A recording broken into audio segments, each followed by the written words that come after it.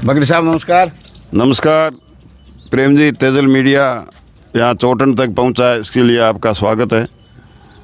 पहले तो आप बताओ कि कितना ट्रस्ट हूँ आप जुड़ा हो वीरात रहूँ लगा सोइया और अपने ट्रस्ट है डूंगरपुरी जो, और कितना ट्रस्ट इस क्षेत्र में? मैं इस क्षेत्र के ट्रस्टों में बड़ा ट्रस्ट वीरात्रा है, हाँ। डूंगरपुरी जी मठ का है, या हमारे समाज का भी है, हाँ।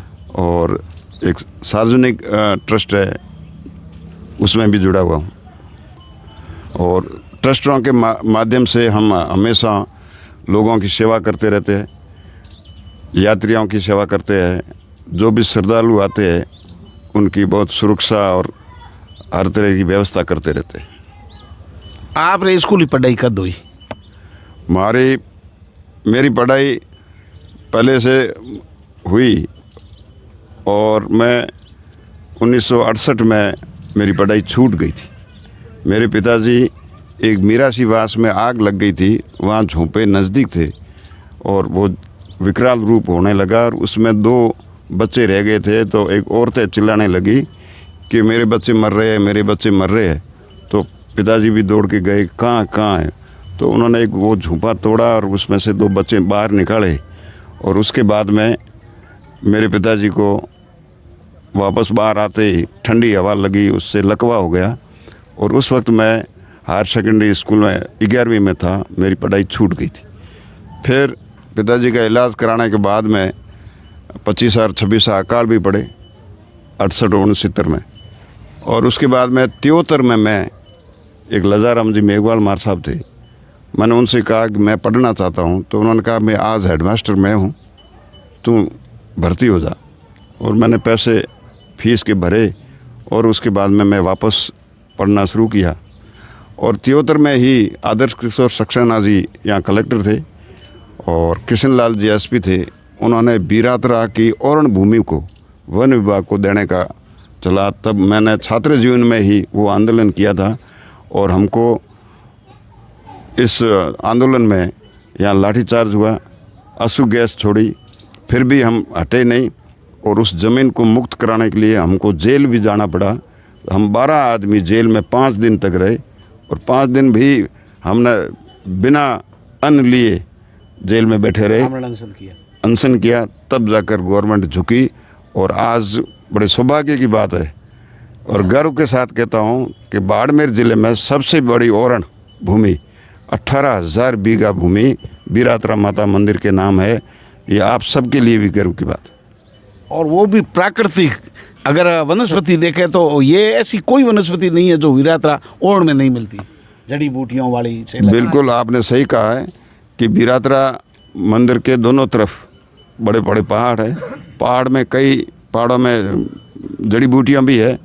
और औरण भूमि में हम किसी को हरा दरख्त काटने नहीं देते हैं, और जो सूखी लकड़ी आपदा में या तूफान में गिर जाती है पेड़, तो सूखने पर हम उनको व्यक्तियों के अंतिम संस्कार के लिए उनको देते हैं, अन्यथा दूसरों को इस तरह से लकड़ी ले जाकर बेचने के लिए नहीं देते हैं, जिससे पर्यावरण संरक्षण हो जाता है। हमारे पेड़ पौधे जो प्राकृतिक कुंबट, कांकेड़ी, खेजड़ी, बोरड़ी, ऐसे सैकड़ों जाति के पेड़ पौधे हमारी ओरण में है, और हमको बहुत अच्छा लगता है कि ये ओरण आज भी आप ऊपर जाकर देखोगे तो इतनी हरियाली दिखेगी कि जैसे किसी ने एक वृंदावन में वन होते हैं, वैसा वन आपको हमारी वीरात्रा ओरण को दिखेगी।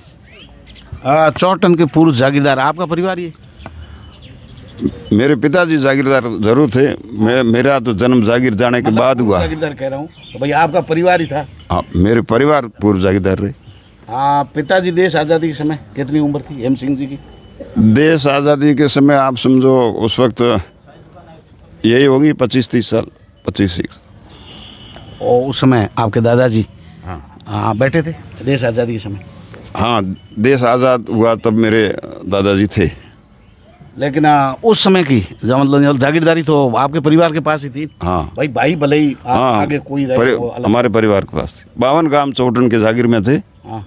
और उसमें रहे, और 48 गांव तख्ताबाद के जोधपुर दरबार से हमने मुकदमा करके जीता था।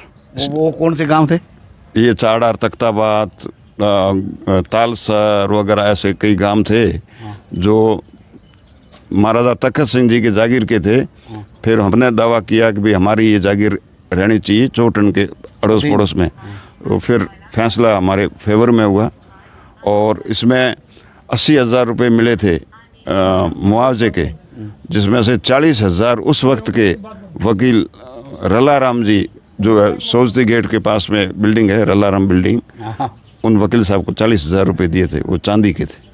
ये किस सन की बात है? ये सन ये 1933-34 की बात, आज़ादी से पूर्व की बात। पूर्व। आपके तो कोई कमी नहीं थी, तो फिर आपको वकालत करने की क्या जरूरत पड़ी? धन दौलत या जागीरदारी या भाई ताकत से किसी से आप कम थे ही नहीं, आपका परिवार?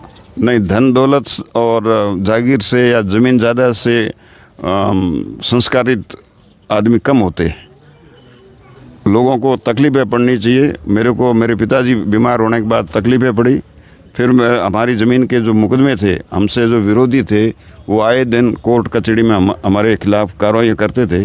तो मैंने ये संकल्प लिया कि मैं वकील बनूंगा और कोर्ट कचहरी का सिस्टम समझूंगा और अधिकारियों से मिलूंगा। जो हमारी बात हम वहाँ हमारा सही पक्ष रखेंगे तो हमको सच्चाई की मदद मिलेगी। ये बड़ी बात है।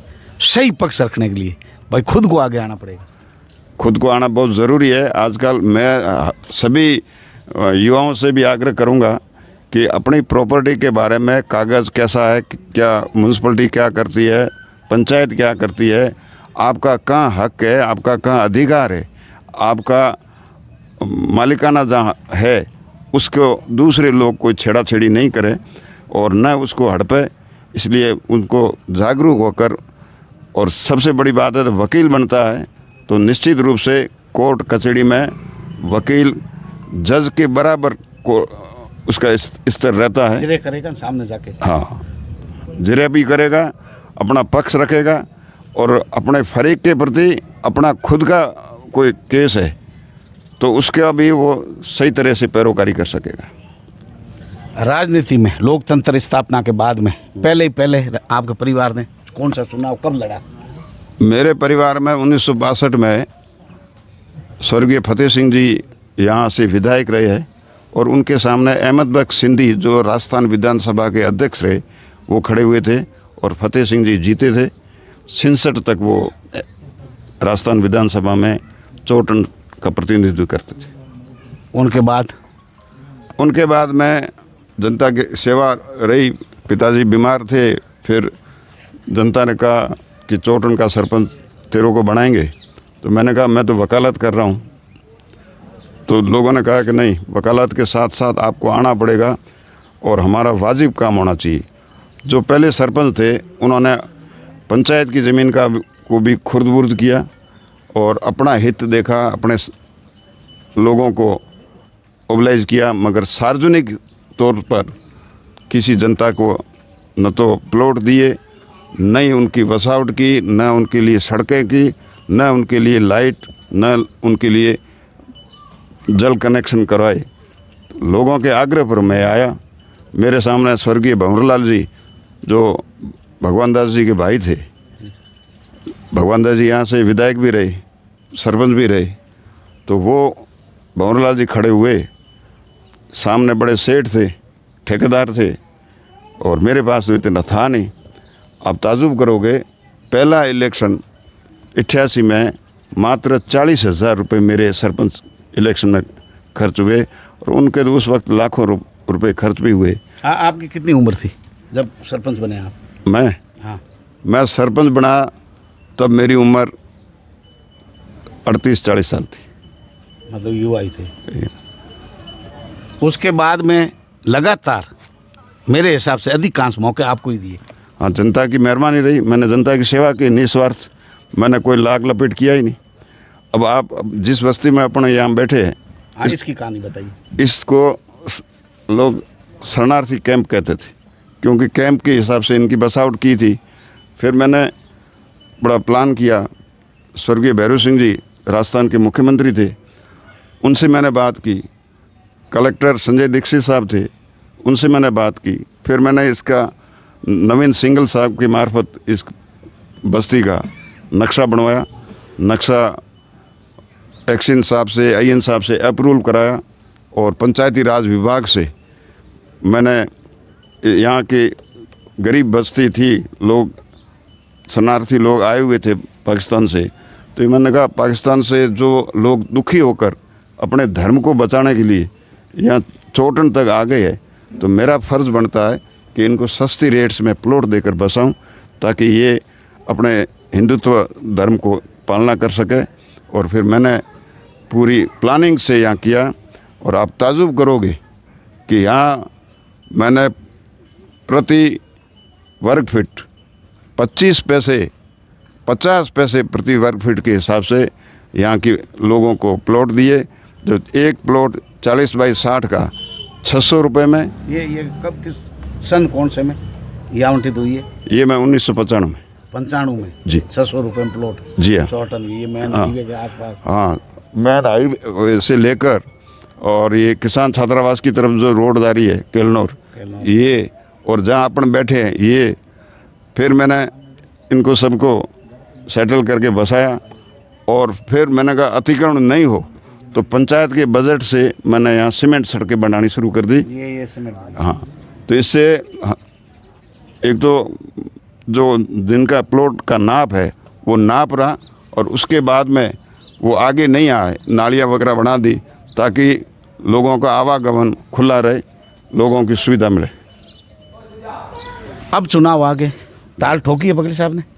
हाँ, चुनाव में ताल ठोक दी या अभी विचार कर रहे हैं? नहीं, चुनाव में जनता पर मैंने छोड़ा भरोसा।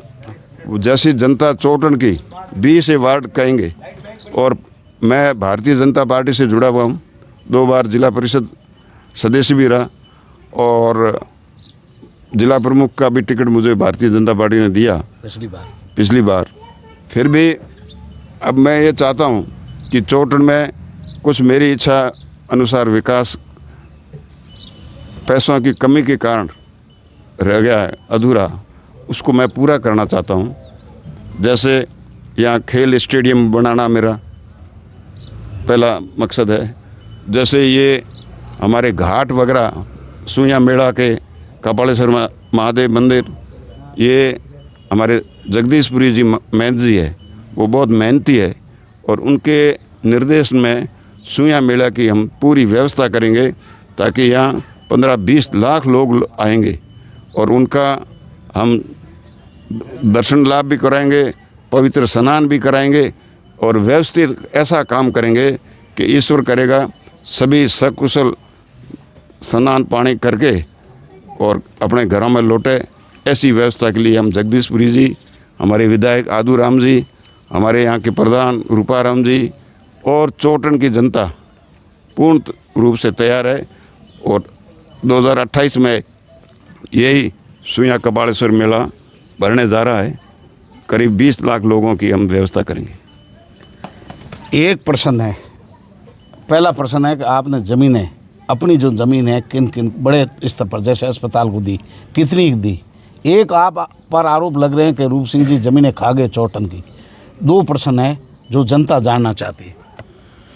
ये आपने सही पूछा है कि मेरे पिताजी और मेरे दादाजी यहाँ के जागीरदार थे, और उनकी निज खातेदारी की ज़मीन भी है जो डिप्टी कलेक्टर जागीर से हमको फैसलों में मिली।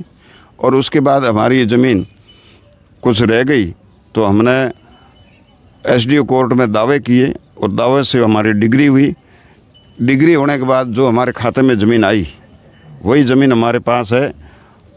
कहीं अगर हमने मोल खरीदी है तो पैसे देकर भी ली है, वो तो कोई भी खरीद सकता है।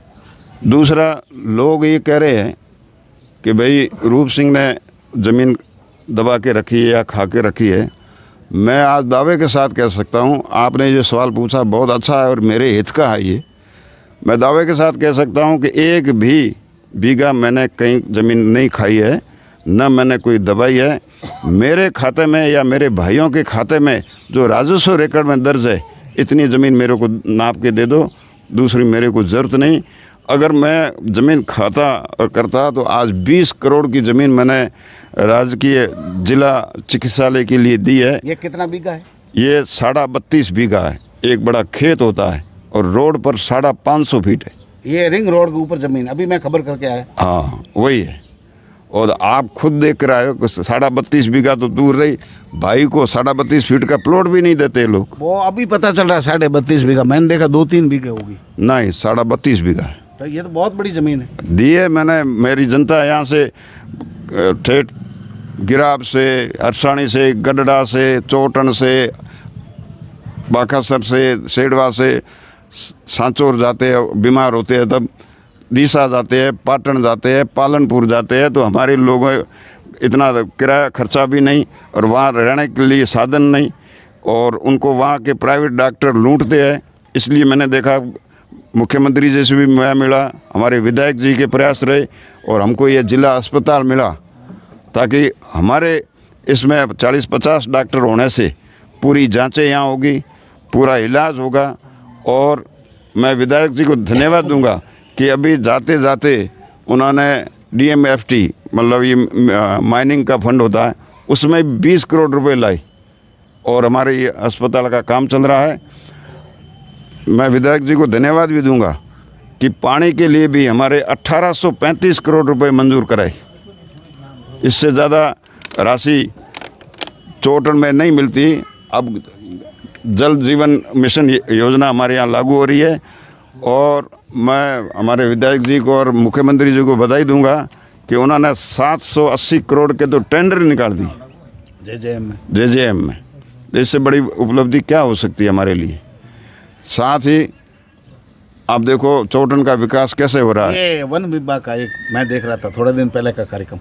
हाँ, ये लव कुश वाटिका है। लव कुश वाटिका वाला। इसमें विधायक जी को बहुत धन्यवाद और DFO सविता मैडम को बहुत धन्यवाद। इन्होंने चोटन को सेलेक्ट किया और सुबह घूमना करना लोग जाते रहते हैं रोड पर, तो अब वो लव कुश वाटिका का एक गार्डन बन जाएगा, तो उसके अंदर लोग घूमेंगे तो रोड पर किसी तरह की दुर्घटना होने से बचा जा सकता है। आपके भले ही ग्राम पंचायत रही हो, लेकिन सोइए जैसा बड़ा मेला आपने यहाँ किया है, बहुत बड़ी व्यवस्थाएं चौटन करता रहा हमेशा। भले ही आप ग्राम पंचायत रही हो, अब उम्मीदें और जगी है, नगर पालिका के बाद में बड़ा विस्तार होगा, विकास होगा, लेकिन अच्छे काम तो आयोजन तो पहले ही कर रखे हैं। ये आपने सही पूछा है।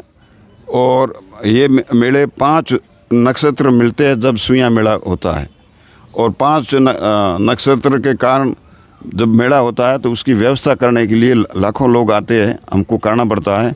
मेरा सौभाग्य है, मैं जब भी सरपंच रहा या मेरा जिताया हुआ कैंडिडेट भी रहा सरपंच, तो इस मेले की व्यवस्था का सौभाग्य हमको मिला। पिछले टाइम में भी मेला हुआ, तब मेरी धर्मपत्नी सरपंच रही। हमने सब व्यवस्थित काम करके हमारे आने वाले लोगों में हमारे चोटन गांव का अच्छा लगे, ऐसी व्यवस्था हमने की। और जगदीशपुरी जी के नेतृत्व में हमने जगह जगह सब सुविधा ऐसे की, टेंट लगाए लोगों को रहने के लिए, लोगों को स्नान करने के लिए घाट भी रखे, और पाइपलाइन से नल कनेक्शन जोड़कर जगह जगह टोंटियाँ लगाई। सार्वजनिक शौचालय भी हज़ारों की संख्या में हमने बना किए ताकि लोगों को सुविधा रहे।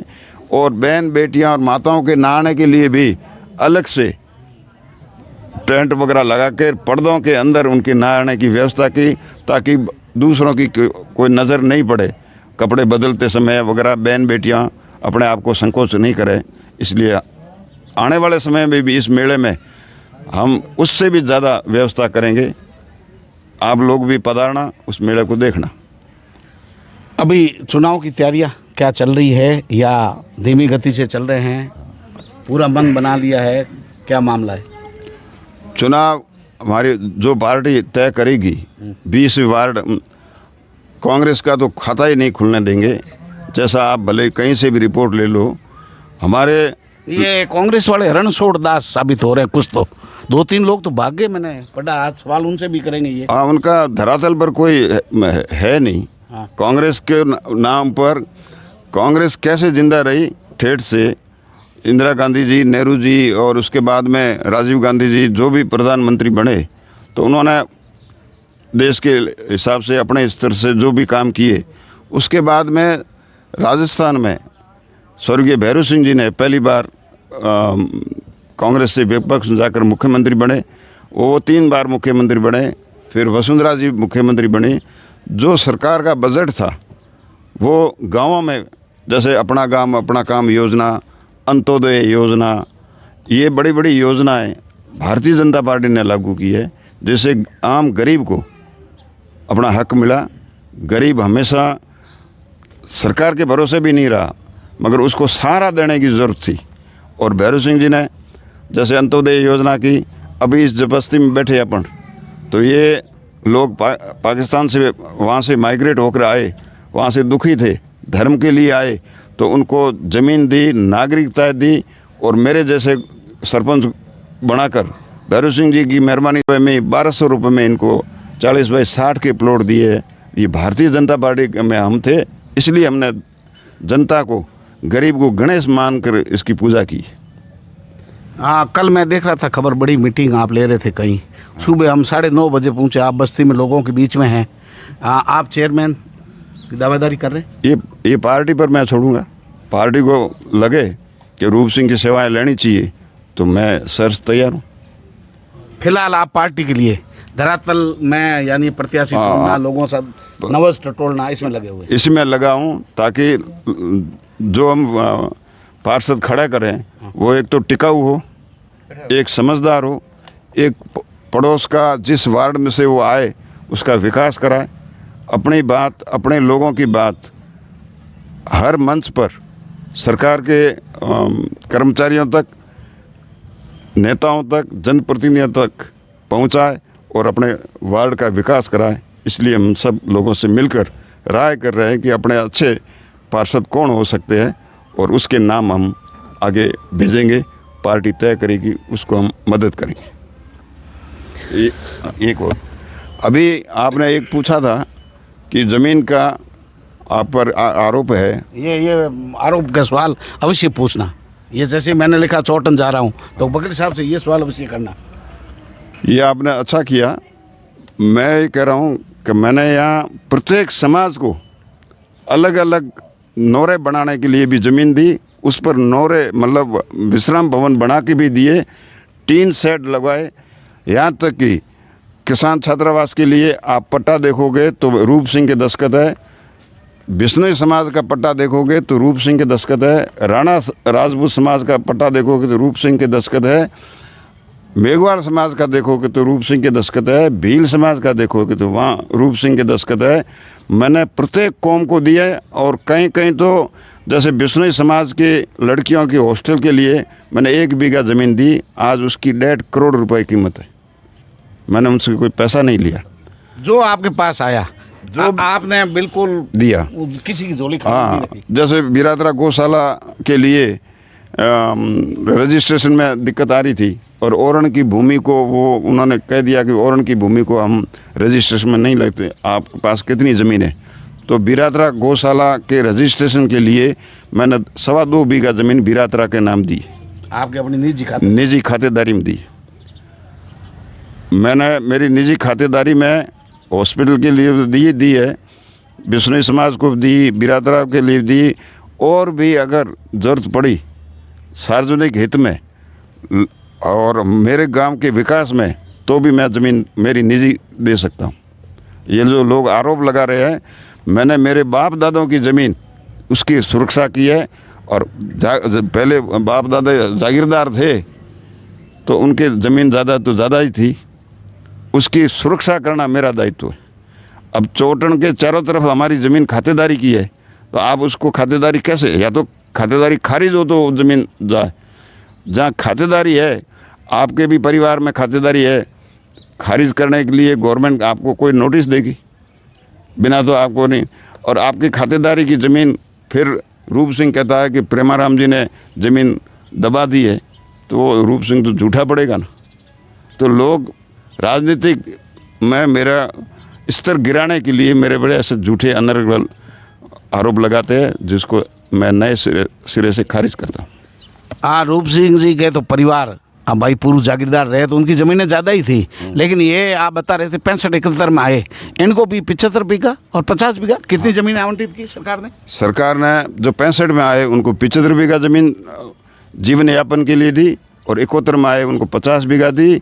और जहाँ ये रहे, आप ताजुब करोगे, स्वर्गीय गंगाराम जी जो रेवेन्यू मिनिस्टर रहे और स्वर्गीय भैरू सिंह जी मुख्यमंत्री रहे, उन्होंने ये कहा था कि जो भी भारत पाक युद्ध में वहाँ से प्लान करके आए हैं, तो वो जो लोग जहाँ बसे हैं उनको नहीं हटाया जाए। ये 1995 का ऑर्डर भी है। अब सरकारी अधिकारी, एसडीओ, तहसीलदार अब हमारे इन भाइयों को परेशान कर रहे हैं, जबकि गवर्नमेंट का वो आदेश है। इसलिए उनको एक जगह नहीं, हर गांव में, जैसे देदूसर हो, बावड़ी हो, मत्ते का तड़ा हो, बूट हो, या इधर सजन का पार हो, इधर गडरा हो, जहाँ भी हो, जहाँ बैठे हैं उनको क्यों इस तरह से डिस्टर्ब कर रहे हैं। रही बात, आज 40-45 साल 50 साल बैठे हैं लोग, तो उनके परिवार तो बढ़ेंगे ना। आज बढ़ गया, आज बढ़ गए तो परिवार, 2 भाई है, 2 बेटे हैं, तो अपने अपने जहाँ बैठे थे उसके पास में दूसरा बना दिया। या तो आप उनको, जिस प्रकार मैंने चौटन में इस बस्ती को, जो ये पाकिस्तान से आए थे माइग्रेट होकर, उनको बसाया, वैसे के वैसे आप कॉलोनियाँ काट के बॉर्डर के गाँवों पर बसाओ, ताकि लोग उसके बाद में अगर पूरे आप राशन के हिसाब से उनको प्लॉट दे दो, बसा दो, उनकी सड़कें बना दो, वहाँ लाइट पानी की व्यवस्था कर दो, फिर अगर कोई अतिक्रमण करते हैं तो कार्रवाई करो। हाँ, ये घटनाएं अब ज़्यादा बढ़ गई। इसका कारण है कुछ लोगों की नासमझी रही, कुछ अधिकारियों की नासमझी।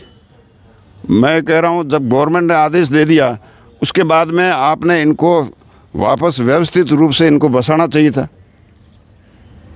ये आप यहाँ नहीं करते तो ये स्थिति यहाँ भी तो पैदा होती। बिल्कुल, आप समझदार निकले।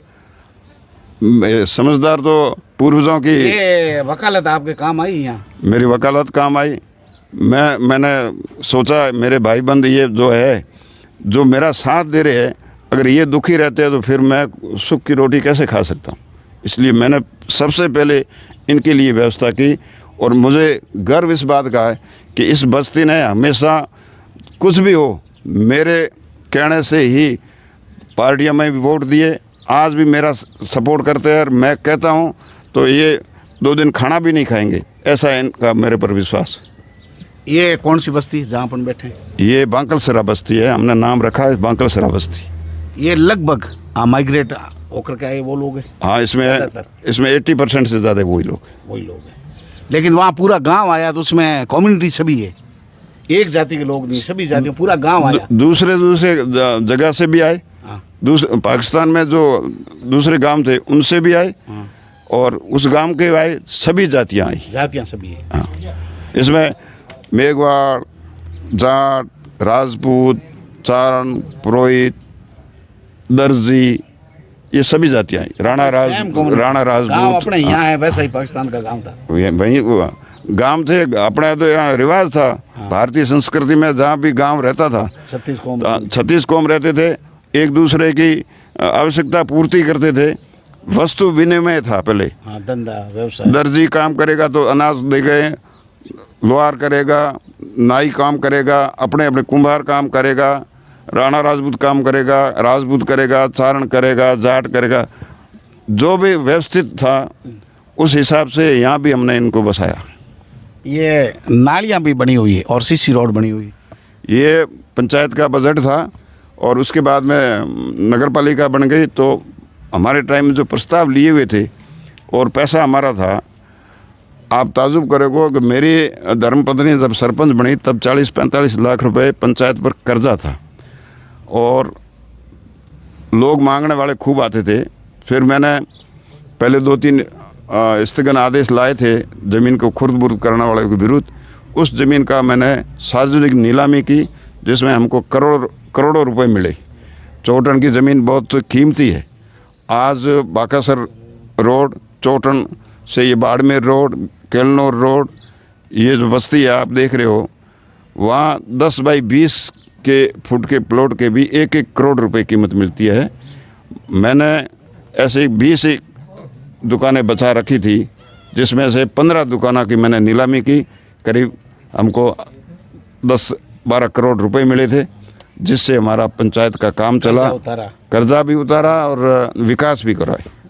और जब मेरी धर्मपत्नी सरपंच से नगर पालिका प्रशासक बने तब, और उसके बाद में जब जैसे सरकारी प्रशासक लगा तब करीब खाते में 1.5 करोड़ रुपए थे, ये छोड़े थे, और 1.5 करोड़ रुपए पंचायत समिति में हमारे बाकी थे। उससे जो पैसे आए वो अभी ये विकास हो रहे। नगर पालिका बन गई, प्रशासक तो सरपंच को ही प्रशासक बनाया, वो पैसे इधर आए, क्या सुविधाएं उसके बाद में हुई? नगर पालिका वाला कुछ कर्मचारी, कुछ बजट, गाड़ियाँ, कुछ आया इस दौरान, या वो नगर पालिका बनना अच्छी बात है। नगर पालिका के बाद में हम चाहते हैं कि ये फायर ब्रिगेड अग्निशमन का वाहन आना चाहिए, जो आया नहीं, कोशिश करेंगे लाएंगे। और नगर पालिका में अब क्या है, पहले तो हम पंचायत इजाज़त देती थी, इतना पैसा नहीं लेते थे। लाइट और पानी का पैसा हम बहुत कम लेते थे। अब नगर पालिका के कानून के हिसाब से वो जो पैसे ज़्यादा ले रहे हैं वो लोगों को ठीक नहीं लग रहा है। इसमें जब भी हमारा बोर्ड बनेगा कुछ व्यवस्था सुधारेंगे। साथ ही जो वंचित रह गए भूखंडों में, तो हम ज़मीन और अलॉट करा के उनको भूखंड भी आवंटन कराएंगे, नई बस्तियां बनाएंगे। जो भी बस्ती बनाएंगे तो बड़ी व्यवस्थित ढंग से सार्वजनिक हित की ज़मीनें रखते हुए, और जैसे बाथरूम है, तो मेरे सरपंच कार्यकाल में मेरी पत्नी जब सरपंच थी तो हमने 3-3 लाख के 17 बाथरूम विभिन्न जगह जगह सार्वजनिक जगह पर बनाए, सार्वजनिक शौचालय बनाए, जिसमें बहन बेटियां महिलाएं जो बाहर से आती है और चौटन में अपना दिन भर का काम हो, ख़रीदारी हो या हॉस्पिटल का काम हो, वो निपटा के जाती है, तो उनको बहन बेटियों को मतलब शर्मिंदा नहीं होना पड़े, इसलिए मैंने उनके लिए भी अलग अलग जगह अलग अलग बाथरूम बनाए, जिससे मेरे गांव में हर तरह से लोग आने वाले को अच्छी सुविधा मिलती है। अब जो सीवरेज वाला और सफाई वाला मामला कैसे चल रहा है? ग्राम पंचायत के नगर पालिका बनने तक हमारे आपके हाथ में ही है अभी तक तो मामला? अभी छोटी गाड़ियां भी लगाई हुई है, और कचरा कलेक्शन करने के लिए भी गाड़ियां जाती है। हरिजन लगाए हुए हैं, और हरिजन भाई हमेशा साफ़ सफाई अच्छी करते हैं। ट्रैक्टर भी लगाए हुए हैं, और ज़रूरत पड़ती है तो जेसीबी वगैरह से लाकर बबूले वगैरह ये हटाते हैं, जिससे हमारे गांव की सुंदरता बनी रहेगी। लेकिन ग्राम पंचायत ही थी, अभी तो चुनाव होने के बाद में मानी जाएगी नगर पालिका तो, लेकिन व्यवस्था तो बढ़िया कर रखी। ये देखो हमारे गांव के लोगों का भी सहयोग है कि व्यवस्थित वो कचरा वगैरह एक जगह डालते हैं, फिर हमारे नगर पालिका के कर्मचारी जो सफाई कर्मी है वो जाकर उसको कलेक्ट करते हैं, और यहाँ से ले जाकर शहर से बाहर उसको डालाते हैं।